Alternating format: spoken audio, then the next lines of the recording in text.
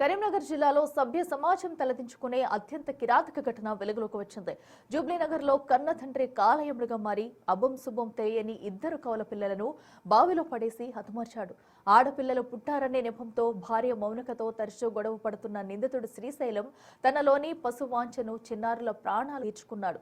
గీతంసి గీతన్వికనే 4 ఏళ్ల పసికున్నలను పొలానికి తీసుకెళ్లి మొదట గడ్డి మందు తాగించి ఆపై నిర్దాక్షిణంగా బావిలోకి నెట్టి చంపేశాడు.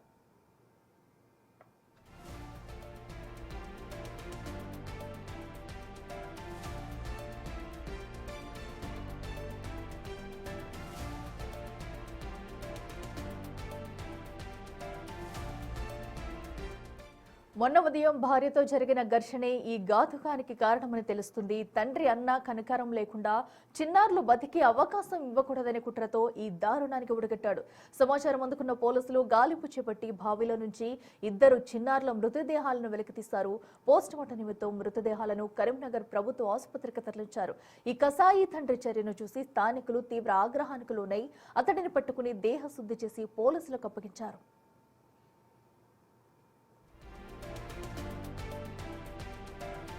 పోలీసుల అదుపులో ఉన్న నిందితుడు శ్రీశైలం ముఖంలో కనీసం పశ్చాత్తాపం కూడా కనిపించకపోవడం అక్కడ వారిని విస్మయానికి గురిచేసింది. గతంలోనూ ఇద్దరు ఆడపిల్లలే పుట్టారని భార్యను వేధించినట్లు తెలుస్తుంది.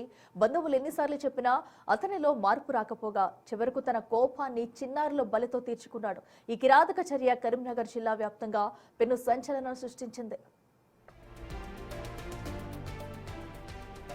అయితే ఈ ఘటనలో మరొక కీలక అంశం ప్రభుత్వం నిషేధించిన గడ్డి మందు నిందితుడికి లభ్యం కావడం. తెలంగాణ ప్రభుత్వం గడ్డి మందుపై నిషేధం విధించినప్పటికీ నిందితుడు శ్రీశైలంకు ఎక్కడ దొరికిందనే కోణంలో కూడా పోలీసులు దర్యాప్తు చేస్తున్నారు. లాభాల కోసం నిషేధిత మందులను విక్రయిస్తున్న వారిపై కూడా చర్యలు తీసుకోవాలని స్థానికులు డిమాండ్ చేస్తున్నారు.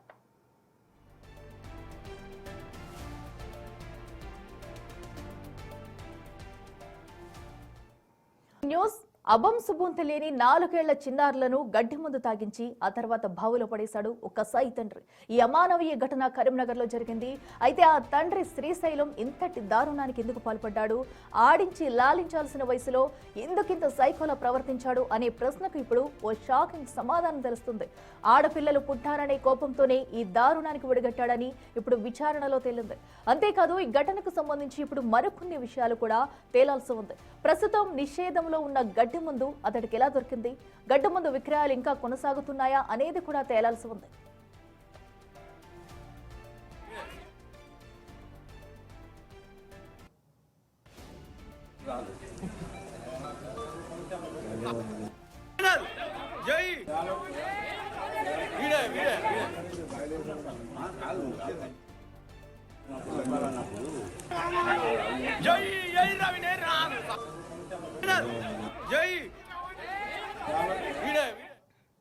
రెడ్డికి మరింత సమాచారం మా ప్రతినిధి శ్రీనివాస్ అందిస్తారే. శ్రీనివాస్, ఏదైతే ఒక తండ్రిలో లాలించి ఆడించాల్సిన కన్న పిల్లలను కూడా 4 ఏళ్ల వయసున్న ఇద్దరు పిల్లల్ని కూడా కసాయి తండ్రి అయితే అతి కిరాతకంగా చంపేశాడు. అసలు కేవలం ఆడపిల్లలు పుట్టారని చెప్పేసే కోపంతోనే చంపేశాడా? అసలు ఇంట్లో సిచ్యువేషన్ ఎలా ఉండేది? ఘటనకు సంబంధించి అప్డేట్స్ ఏంటి?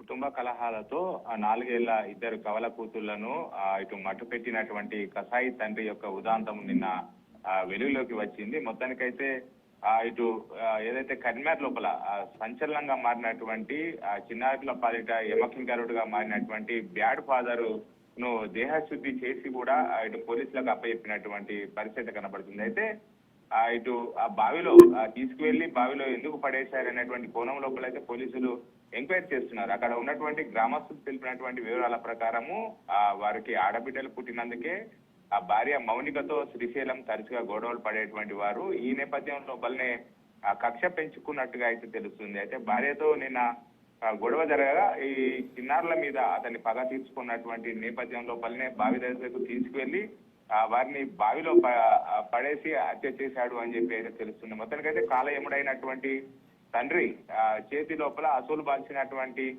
గీతాంశి గీతానిక ఇద్దరు కూడా కవల పిల్లలు. వారు పుట్టిన తర్వాత ఇద్దరు ఆడపిల్లలు పుట్టారని చెప్పి వీరి కుటుంబాల లోపల తరచుగా గొడవలు జరిగేది. ఆడబిడ్డలు ఇద్దరిని కావాలనే ఆ పొలానికి తనతో పాటు తీసుకువెళ్లి ఈ ధర్నానికి అయితే ఆ తండ్రి ఒడగొట్టినట్టుగా తెలుస్తుంది. అయితే నిన్న ఆ బావి లోపల ఇటు మొదట ఒక చిన్నారి లోపల గీతాంశి మృతదేహం లభ్యం కాగా తర్వాత రెండవ కూతురు గీతాన్విక మృతదేహం కూడా రెస్క్యూ టీమ్ తో గాలించి బావి లోపల లభ్యమైనటువంటి పరిస్థితి. తర్వాత పోస్ట్ మార్టం నివేదిక కోసం అయితే కరీంనగర్ ఆసుపత్రికి తీసుకొచ్చినటువంటి పరిస్థితి. మొత్తానికైతే ఆ ఇద్దరు ఆడపిల్లలు కవలలుగా పుట్టడం, తర్వాత వీరిద్దరి మధ్య భార్య భర్తలు ఇద్దరి మధ్య తరచుగా గొడవల కారణంగానే ఆ చిన్నారులపై ఇటు పగ తీర్చుకున్నాడా అని చెప్పి అయితే ప్రాథమిక విచారణ లోపల తేలినటువంటి పరిస్థితి. మొత్తానికైతే ఈ నేపథ్యం లోపల ఇద్దరు చిన్నారులను చంపివేయడంతో శ్రీశైలంను అక్కడనే ఆ గ్రామస్తులు చిత్కబాది ఇటు పోలీసులకైతే అప్పచెప్పినటువంటి పరిస్థితి. ఏదేమైనప్పటికీ జూబ్లీ నగర్ లోపల ఈ చిన్నారులు ఇద్దరిని కూడా ఇటు కసాయి తండ్రి కడచేర్చడం అయితే స్థానికంగా చర్చనీయాంశంగా మారినటువంటి పరిస్థితి కనబడుతుంది మనకు. అయితే శ్రీనివాస్, అటు బావులో పడేసే ముందు కూడా గడ్డి ముందు అయితే ఆ పిల్లలకి తాగించినట్టు తెలుస్తుంది. అసలు ఆ చేతులు ఎలా వచ్చాయని అనుకోవచ్చు. అసలు ఆ గడ్డి మందు కూడా అండ్ అలాగే నిషేధంలో కూడా ఉంది. గడ్డి మందుని ఎక్కడి నుంచి తీసుకొచ్చారు? ఆ చుట్టుపక్కల ప్రాంతాల్లో ఎక్కడైనా ఇంకా విక్రయాలు జరుగుతున్నాయా?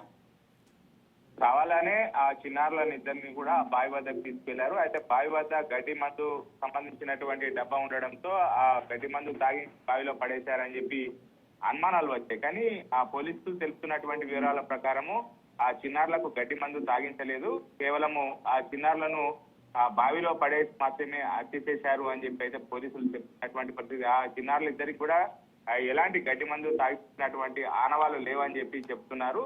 అక్కడ గడ్డి మందు సంబంధించినటువంటి ఆనవాళ్ళు ఉండడంతో మొదట గడ్డి తాగించి హత్య చేశాడని చెప్పి పోలీసులు భావించారు. కానీ ఆ పోస్ట్ మార్టం రిపోర్ట్ లోపల గడ్డి మందు నిజంగానే తాగించారా లేదంటే బావిలో పడేసి హత్య చేశాడా అనేటువంటిది అయితే వెలుగులోకి వచ్చేటువంటి అవకాశం ఉన్నట్టుగా తెలుస్తుంది మనకు.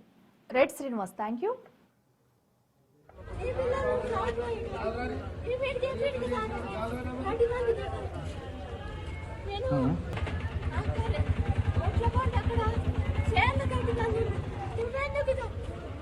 నువ్వెందుకు